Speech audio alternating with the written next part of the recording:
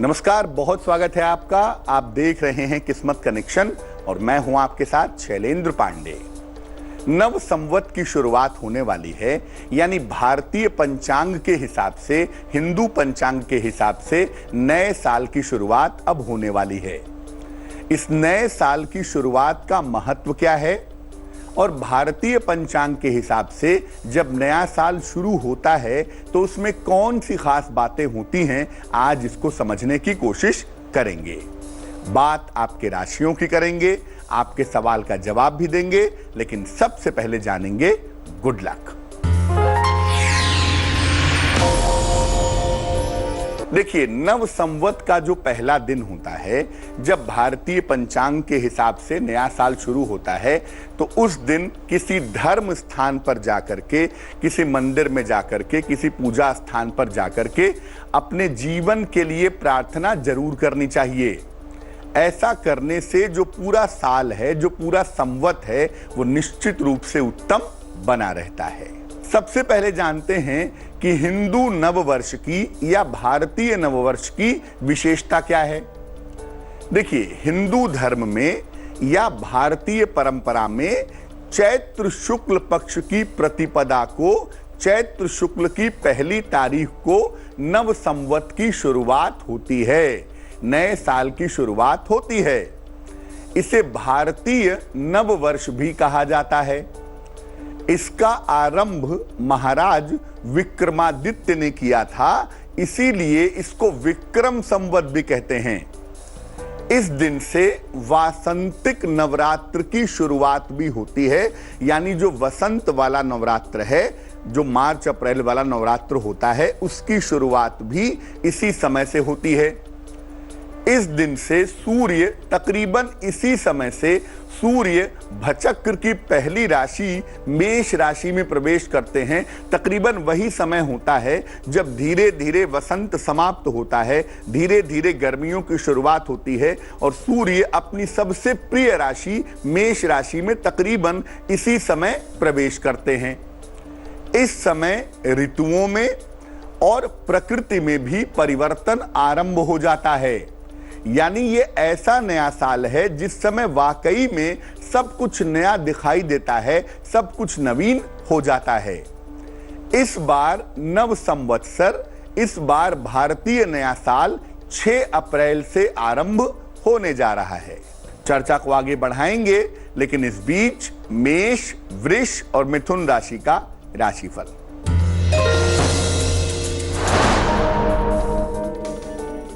मेष राशि, घर के तमाम दायित्वों को निभाना पड़ेगा, काफी दौड़ भाग रहेगी, माता या पत्नी की सेहत बिगड़ सकती है। शुभ रंग धानी और भाग्य होगा 60%।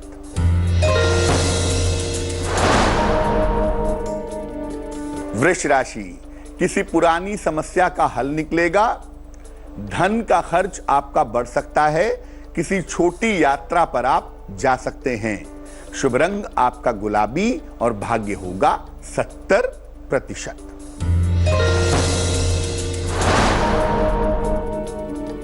मिथुन राशि, नौकरी व्यवसाय में बड़ा अवसर मिलेगा, संतान की समस्या हल होगी, पुराना फंसा हुआ धन आपको मिल सकता है। शुभ रंग आपका पीला होगा और भाग्य होगा 80%।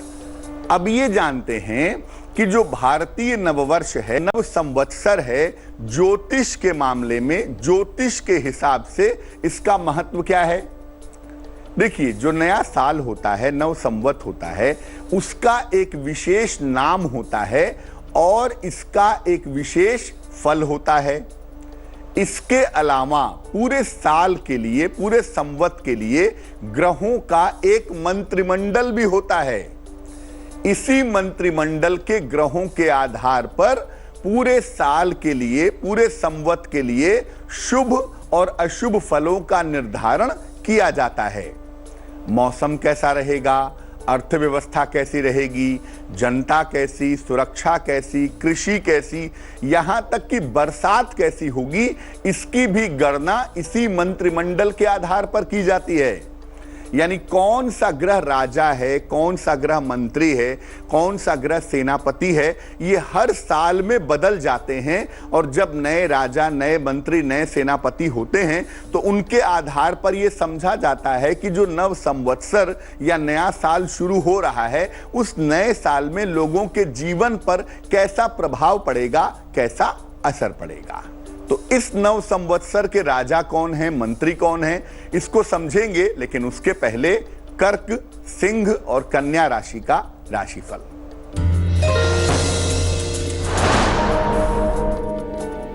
कर्क राशि, कोई महत्वपूर्ण अवसर मिल सकता है, तनाव और दबाव कम होगा, आंशिक रूप से धन का लाभ होगा, शुभ रंग सुनहरा और भाग्य होगा 75%।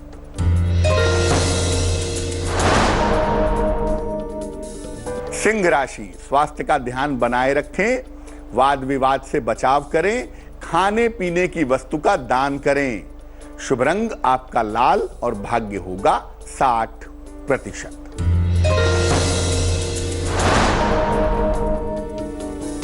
कन्या राशि, खूब दौड़ भाग आपको करनी पड़ेगी, नौकरी में आपके पद परिवर्तन होगा, अचानक धन की प्राप्ति भी आपको अवश्य होगी, शुभ रंग आपका नीला और भाग्य होगा 70%। इस बार के नव संवत्सर में ग्रहों का मंत्रिमंडल क्या है, इस पर चर्चा करेंगे। लेकिन इसके पहले आपका सवाल। गुड़िया ने हमें सवाल लिखा है, उत्तर प्रदेश से लिखती हैं, जन्म की तारीख है 23 फरवरी 1992 1992, जन्म का समय दोपहर में 2:40, जन्म का स्थान है लखीमपुर उत्तर प्रदेश। लिख रही हैं कि क्या प्रशासनिक सेवा की तैयारी इनको करनी चाहिए और क्या कुंडली में सरकारी नौकरी के योग हैं या नहीं हैं। देखो, आपको मैं बता दूं कि आपकी कुंडली में गवर्नमेंट जॉब पाने के, सरकारी नौकरी पाने के योग बहुत प्रबल हैं। आप निश्चित रूप से सरकारी नौकरी पा सकती हैं, इसमें कहीं कोई दो राय नहीं है। लेकिन प्रशासनिक सेवा में आप जाएंगी, इसकी संभावना थोड़ी कमजोर दिखाई दे रही है।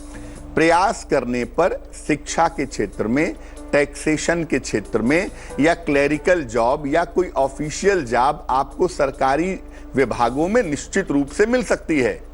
और इसका जो उत्तम समय होगा वो होगा 2021 और 2022, जब आपको गवर्नमेंट जॉब मिलने की संभावना बनती है। कंसंट्रेशन थोड़ा कमजोर है, उसे बेहतर करने के लिए एक पन्ना बनवा करके पहन लें। 6-7 रत्ती का पन्ना चांदी की अंगूठी में, दाहिने हाथ की सबसे छोटी उंगली में, बुधवार की शाम को पन्ना पहनने से आपको लाभ होगा। अब ये जानते हैं कि इस बार के नव संवत में, इस बार के भारतीय नववर्ष में ग्रहों का मंत्रिमंडल कैसा है, कौन से ग्रह कहां बैठेंगे और उनका प्रभाव कैसा होगा। सबसे पहले जानिए कि जो 6 अप्रैल से भारतीय नववर्ष शुरू हो रहा है, ये विक्रम संवत 2076 है। इसका नाम है परिधारी। इस संवत का यानी इस साल का राजा है शनि और मंत्री हैं सूर्य। राजा शनि होने की वजह से वर्षा कम होगी इस साल में, विवाद होंगे, असंतोष होंगे, अपराध और अनाचार से समस्या जैसी स्थिति बार बार बनेगी। मंत्री चूंकि सूर्य होंगे, इसलिए राजकीय कार्यों से, सरकार की नीतियों से लोगों को समस्या होगी, देश का माहौल तनावपूर्ण होगा। लेकिन जो जुडिशरी है, जो कानून है, जो न्यायपालिका है, उसकी ताकत बढ़ेगी। धान्य मंत्री यानी जो अनाज से संबंध रखते हैं, कृषि मंत्री भी कह सकते हैं, धान्य मंत्री मंगल और चंद्र होंगे। पूर्व और पश्चिम के अलग अलग धान्य मंत्री होते हैं, तो कुल मिलाजुला के कृषि मंत्री जो हैं वो मंगल और चंद्रमा होंगे। अतः अनाज और पैदावार की स्थिति मिलीजुली रहेगी और किसानों को थोड़ी दिक्कतें होंगी, कृषक वर्ग को समस्या होती हुई दिख रही है। वित्त मंत्री, फाइनेंस मिनिस्टर मंगल होंगे, इसीलिए देश की जो आर्थिक स्थितियां हैं वो बहुत ज्यादा अच्छी नहीं रहेंगी। और व्यापारी जगत में जो लोग व्यापारी हैं, कारोबारी हैं, उनके जीवन में असंतोष रहेगा, डिससैटिस्फैक्शन रहेगा। रक्षा मंत्री शनि हैं, इसलिए देश की शक्ति बढ़ेगी, शत्रुओं और विरोधियों पर विजय मिलेगी। नव संवत के पहले दिन अपने घर में ऐसा क्या करें कि इस नव संवत के पहले दिन से हमारा जीवन बेहतर होना शुरू हो जाए, इस पर भी चर्चा करेंगे। लेकिन उसके पहले तुला, वृश्चिक और धनु राशि का राशिफल।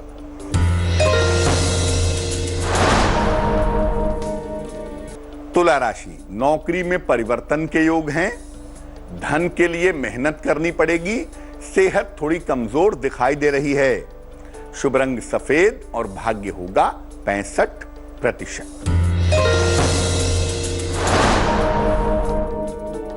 वृश्चिक राशि, मानसिक चिंताएं दूर होंगी, नौकरी में तरक्की होगी, सहयोगियों के साथ रिश्ते अच्छे होंगे।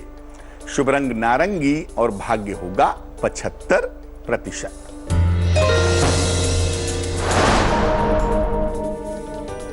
धनु राशि, करियर में समस्या हो सकती है, स्थान परिवर्तन के योग बन रहे हैं, सफेद मिठाई का दान करें तो बहुत अच्छा रहेगा।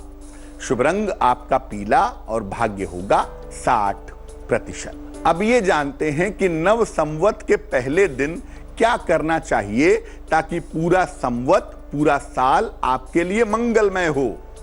देखिए, प्रातः काल सुबह के समय स्नान करके सूर्य भगवान को अर्घ दीजिए, सूर्य भगवान को जल दीजिए, घर के मुख्य द्वार पर वंदन वार लगाइए, अपने इष्ट देवता की या इष्ट देवी की विधिवत पूजा करिए, हाथ में सुगंध लेकर, अक्षत लेकर, पुष्प लेकर और जल लेकर के नव संवत की पूजा करिए। भगवान से प्रार्थना कीजिए कि आने वाला जो नव संवत है, नया साल है, वो मंगलकारी हो। और नव संवत के दिन नीम के कोमल पत्ते और जो मौसम के फल होते हैं, फूल होते हैं, उनका चूर्ण बनाइए। उसमें काली मिर्च, नमक, हींग, जीरा, मिश्री, इमली और अजवाइन मिलाकर के गोली बनाइए और इसको खाइए। ऐसा माना जाता है कि इसको खाने से रक्त विकार नहीं होता और अगर शरीर में कोई रोग है तो निश्चित रूप से शांत रहता है और पूरे वर्ष स्वास्थ्य अच्छा बना रहता है। और नव संवत के पहले दिन घर में अच्छा माहौल रखिए, आनंद मनाइए, घर में तनाव जैसा कोई काम मत कीजिए। चलिए अब जान लेते हैं मकर, कुंभ और मीन राशि का राशिफल।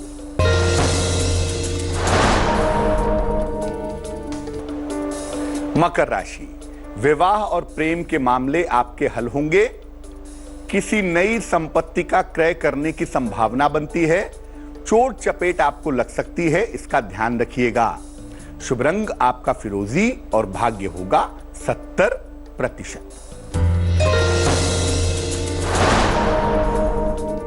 कुंभ राशि, नौकरी में बेहतरी के योग बनते हैं, आर्थिक पक्ष आपका मजबूत होगा, लेकिन काम काफी ज्यादा बढ़ा रहेगा, काम की अधिकता दिखाई दे रही है। शुभ रंग आपका आसमानी और भाग्य होगा 80%।